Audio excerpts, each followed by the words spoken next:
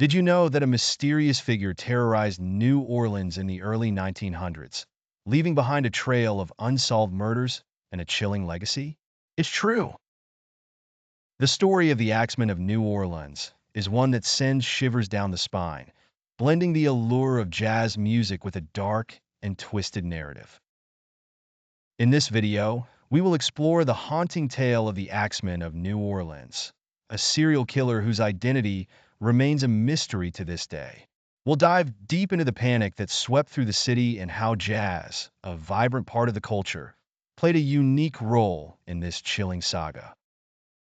So, grab your favorite drink and let's get into the story. Picture this. It's the early 1900s, and New Orleans is alive with the sounds of jazz, the hustle of daily life, and the sweet aroma of Cajun cuisine. But lurking in the shadows is a figure that would soon change everything. The axeman struck without warning, leaving behind a trail of victims and creating a palpable sense of fear among the residents. It was like a horror movie, but this was real life. Imagine the panic as families locked their doors at night, praying they wouldn't be the next target. The axeman was known for breaking into homes, attacking his victims while they slept, often with an axe he found on the premises. The fear was so intense that it gripped the city, and people began to sleep with weapons by their bedsides. It was a time of uncertainty, where anyone could be a potential victim. As the murders continued, the newspapers of the day fanned the flames of fear, reporting on each shocking incident and fueling the frenzy. The city was on edge, and the law enforcement struggled to keep up with the mounting terror. Residents were desperate for answers, but the axeman remained elusive, slipping through their fingers. Now, let's take a closer look at the axeman's modus operandi.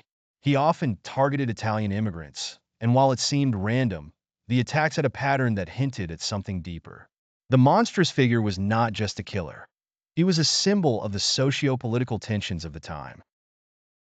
But what's fascinating is how jazz music intertwined with this narrative.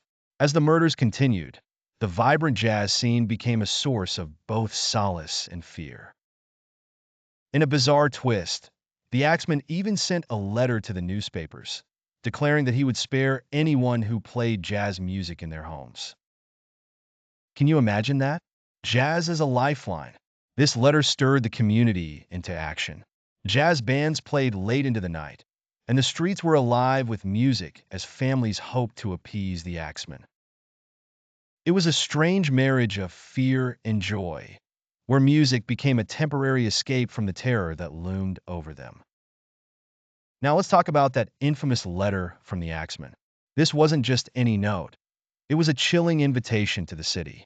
He proclaimed that on a certain night, he would be listening for jazz music, and if he heard it, he would spare the lives of those who played it. The city erupted with excitement and dread as every musician in town took to the streets, playing their hearts out to save themselves. Can you imagine the atmosphere?